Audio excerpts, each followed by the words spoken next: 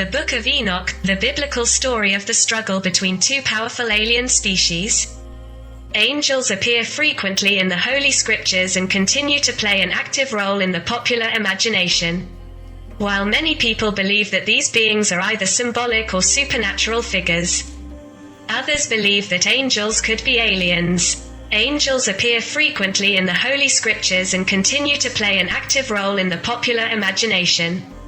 While many people believe that these beings are either symbolic or supernatural figures, others believe that angels could be aliens.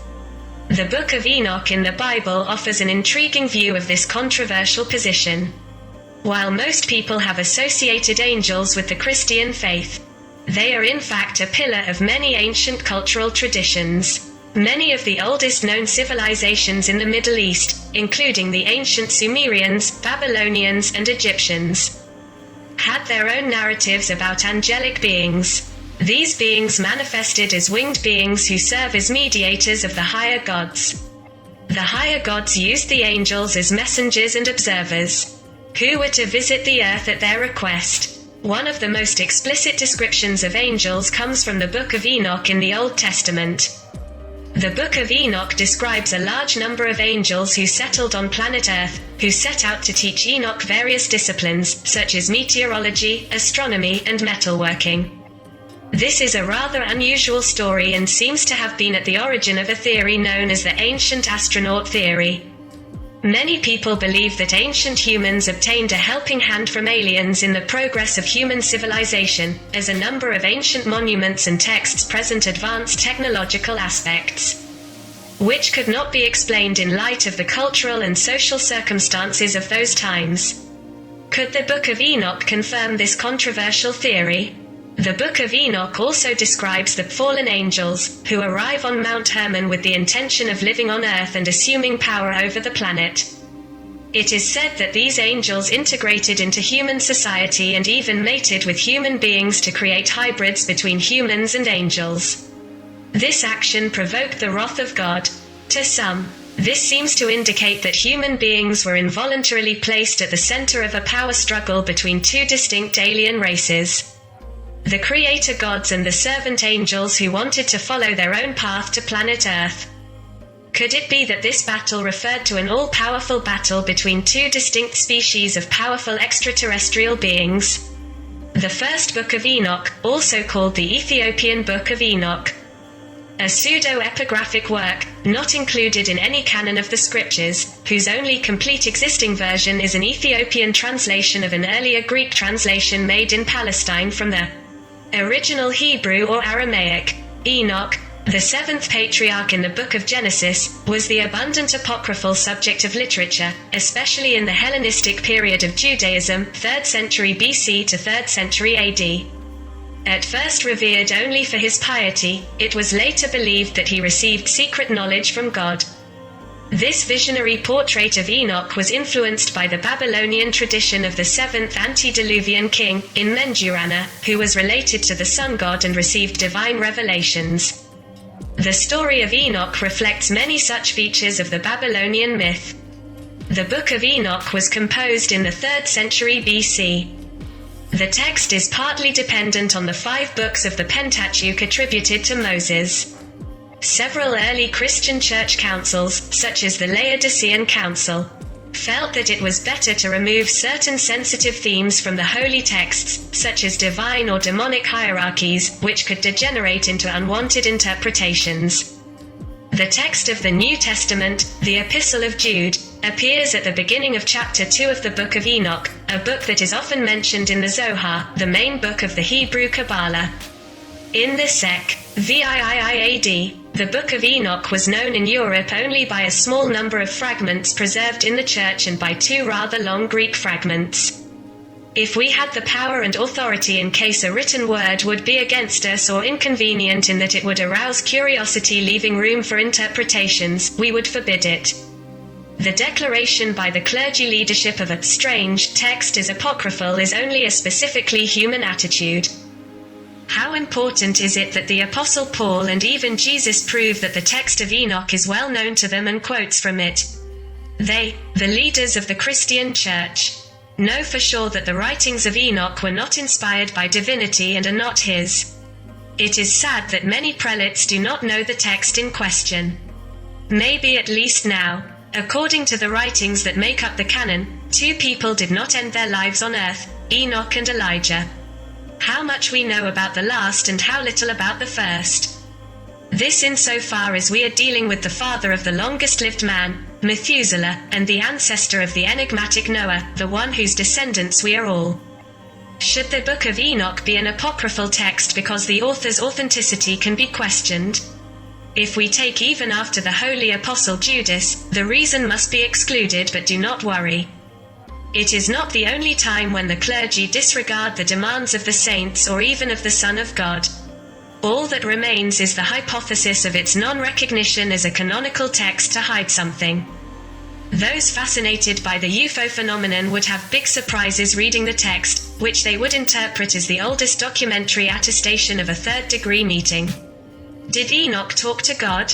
The Bible says you cannot stay alive when you see God, and Enoch, I have been able to speak and speak with the Holy One and Almighty, the Lord of this world. The open epistemological perspective is, however, far too risky for people to want an explanation. It is simpler for the text to be considered apocryphal and buried. Even Jesus' warning that there is nothing hidden that will not be revealed, and nothing hidden that will not be interpreted to men, was disregarded. The text of the Book of Enoch was very well known at the beginning of the century. L3LIH. Known and appreciated. Centuries passed without the Jews' appreciation for Enoch's words deteriorating. The authors of the Book of Daniel, completed around 164 IH, knew the Book of Enoch.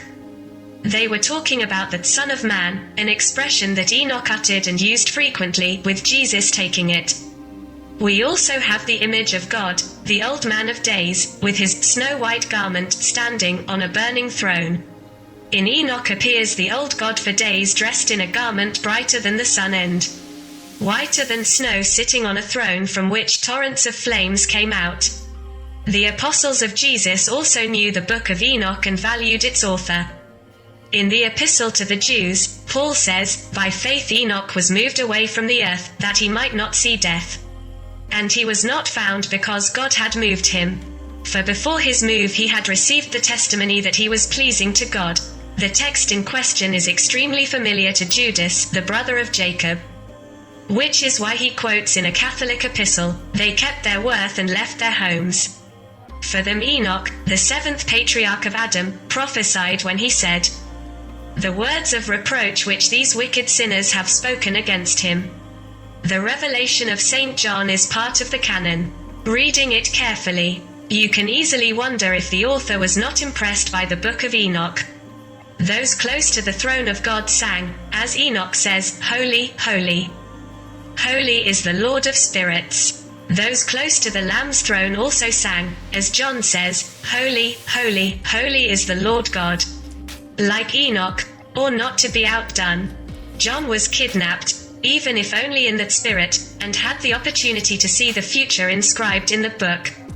The biggest difference between the two is that John realizes that his words can be challenged reality, and threatens those who will not believe and would change his writing.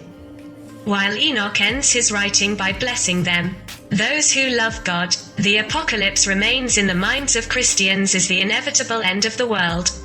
Many clerics sought to frighten the world with the number of the beast. Here is the wisdom. Whoever has the ability to count the number of the beast, because he is a human number, and her number is 666, I, as an incompetent one, did nothing but read the Kings. The weight of the gold that came to Solomon each year was 666 talents of gold, and I associated it with the words of John. No one can buy or sell without have this sign, that is, the name of the beast or its number. Let's just say that monetary units have a gold equivalent.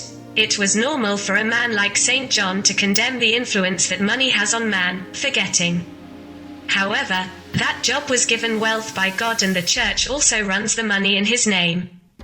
Unlike other mortals who had contact, in one way or another, with the divinity and who were only revealed all things, Enoch was also given a mind to understand what he saw. He says that what is seen will not take place in this generation but in a future one. For the good of the elect, the most dangerous idea for us in the Book of Enoch is to endorse the theory of directed panspermia. The existence of the giants is also specified by Genesis. The giants were on the earth in those days, and even after the sons of God were joined to the daughters of men, and they bore children to them. These were the mighty men who were of old, men of name. The Book of Enoch will explain the problem of the existence of giants. It may be that the clergy's declaration that the text of Enoch was apocryphal is due precisely to children born of the union of the sons of God with the daughters of men. If giants can be considered a failed genetic experiment, what happened to the people with names, to the heroes who were in antiquity? How is it that some simple names of Adam's descendants were retained, even if they say nothing but the names of the brave men of old, of the people with names, were not retained? After reading the Book of Enoch, it becomes clear and pertinent that we are not descendants of Adam, but of Noah. The line of Adam's pure descendants ends with Lamech. You will see why I support this. Because we are still talking about Adam, the creation of the universe, of the earth within it, of all living things, was done through the Logos. God said, "Let it be," man being the only made of organic material taken from the earth. Only our soul remains as part of a world that is still inaccessible to us but which, without question, exists and depends only on us to find it. Heaven was lost through innocence and, probably, she will give it back to us. Let's meditate on the statements in the two writings, Genesis and the Book of Enoch. The guardian angels joined the daughters of men and created the giants, be they Neanderthals. The sons of God mated with the daughters of men and created those people by name. DNA compatibility existed between the partners in both cases. In the first, however, some mutants resulted, not only from our point of view but also from God's point of view. It would be discussed only on the reasons for the convergence of the expressed attitude. You can offer many more options than I could. Why doesn't it make much sense to claim to be Adam's descendants? Only Noah and his family survived the flood. But here is how Lamech describes the birth of his son Noah. He is not a man, he is an angel from heaven, no doubt he is not of our nation. He does not appear to be of me, but rather of an angel. Enoch explains to Methuselah, Noah's grandfather, the Lord is about to do a new work on earth. When all human beings are destroyed, he, Noah, alone will be saved and his descendants will have children on the land of the giants who were not born of spirit but of flesh. Noah was born of the spirit. Cosmos Indicoplensis preserves an old tradition according to which Noah originally lived in Atlantis. The fact that Enoch calls our planet the land of the giants is quite strange. In Genesis we have proof that God's request that the giants be completely destroyed was not honored, leaving the task of time to fulfill it. Disgusted, God realizes that, "My spirit will not always rule in man, therefore his days will be 120 years. The guardian angels had asked their children for eternal life or, at least 500 years. According to W. Raymond Drake, the skeletons of 3.5 meters tall giants were discovered in California and Arizona. The fact that there were several human types destroyed according to the will of a certain God is also testified by Genesis Rabbah, a midrash, a commentary on the Book of Genesis. Compiled in the 5th century in Palestine, in the beginning God created many worlds, destroying them one after another. When they were not satisfied, they were all inhabited by men. And he set aside 1,000 generations of which nothing is known. The attitude of the guardian angels or their own sons seems to have caused God to make a genetic experiment himself. The result of which is Noah, our ancestor. Here is what we learn from the holy texts. God sent Arsaelilyor to Noah. Speak to him in my name, but hide yourself from his eyes, that he may teach him what to do and how his race will be on earth. In a way, Enoch's accounts are supported by Jan's phantoms which state that Sanit Kamara, the Logos of Venus, descended to earth with his men in a huge spaceship to guide primitive man on the path of civilization. Then, with a mighty howl of rapid descent from immeasurable heights surrounded by burning masses of fire that filled the sky with tongues of moving flames, the ship of the Flame Masters, otherwise called the Masters of the Moon, shone in the heavens. It stopped above the white island that stretches into the Gobi Sea, Shambhala. Some modern metaphysicians do not hesitate to say that the first priest kings of Atlantis were inhabitants of the planet Venus. Advancing along this line, it would not be bad to remember that in the first Christians we find the idea according to which Jesus was a great soul from Venus. Let's see what the Book of Enoch says about the masters of the earth. 200 watchful angels under Samyaz's command, only to observe the evolution of the existing human race, wanted to choose women of the human race to have children with them. God and those around him did not take any action until a serious biological imbalance occurred. Michael, Gabriel, Suriel and Uriel demand the punishment of Samyaza and those he commands, primarily because Azazel showed people everything that happens in heaven. Samyaza taught wizards. Barkael taught him the art to follow the stars, Akibil taught him the signs, Tamil astronomy, and last but not least, because the guardian angels sinned against women and dishonored themselves, God orders the sons of angels to be killed. The same will not happen to men. The sons of men shall not all perish, because of the mysteries which their watchmen have revealed unto them, and which they have showed unto their seed. Why did God decide to kill the giants? Because they are the result of the fair between spirit and flesh. The spirits of the giants will be like the clouds that bring upon the earth calamities of all kinds. They will not drink or eat. Invisible to all eyes, they will mix between men and women. They will be called evil spirits and will live on earth. On his journey, Enoch learns strange things, some even from God. Draw nearer and come to hear my sacred words. Some of the information that Enoch gives us has been confirmed by time. He learns that the moon does not shine but receives from him, the sun. A faint part of the light or the moon reflects the light it receives from the sun.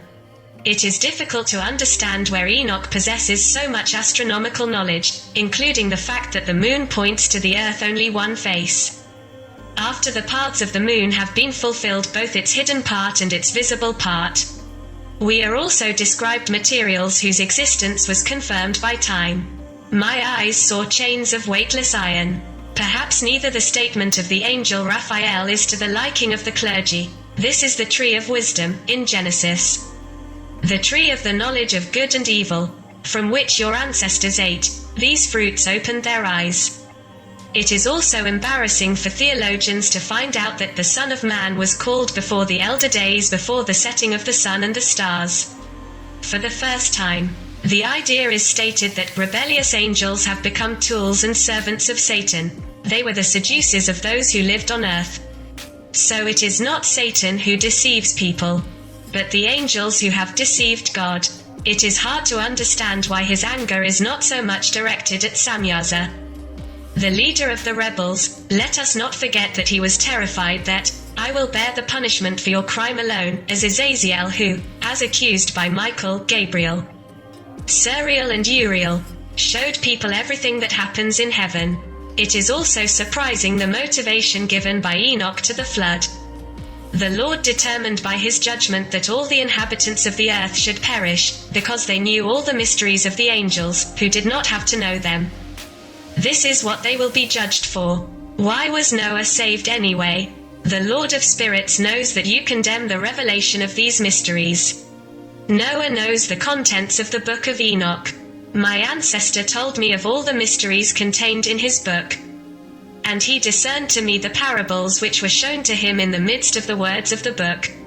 We learn that, at one point, the archangel Michael himself replied to Raphael, my spirit rises and is troubled against the harshness of the secret judgment, against the angels, who will be able to endure such a harsh judgment that will never be changed. That must lose them forever. The sentence was pronounced against them by those who made them come out in this way. Standing before the Lord of Spirits, Michael said, what heart would not be disturbed at all? What spirit would have no mercy? But his revolt stops here. I do not appear before the Lord because they have offended him. The motivation is only pertinent. No innocent angel, no man will feel the harshness of punishment. Enoch knows the futility of the flood, of the divine act, that will come. Unfortunately, after the flood, the injustice will be even greater than before. There is also hope. I have read from the scriptures that the Gentiles will follow one another until a holy race rises. One of the angels who guided him on his celestial journey agrees to bring Enoch back down to earth, but conditions his return. For a whole year we will leave you with your children to find your first powers, and for you to teach your family, to write down all the things you have seen, and to make them clear to your children. But in the middle of next year, we will lift you up from yours and your heart will return to its former power. Enoch was abducted from earth and no one knew where he was or what he became. This Book of Enoch seems more logical than the canonical texts. Lamech gives his child the name Noah, Comforter, because he will comfort us for the labor of our hands that come from this land which the Lord has cursed. Is Noah a descendant of Seth, the substitute, the son of Adam? Why in Genesis are we told of Adam's descendants starting only with Seth when Cain also had descendants? Why did it not until Seth's son, Enos, that people began to call upon the name of the Lord? That is, 235 years after God created Adam. What did the first people believe in? The Book of Enoch does not end with a curse, like the Apocalypse of John, but with a blessing. May the blessing and mercy of the Lord descend upon those who love him. So be it. Most holy books contain exhortations to knowledge. The Book of Enoch does nothing but present the beginnings differently. Do we believe? Don't we believe? So be it.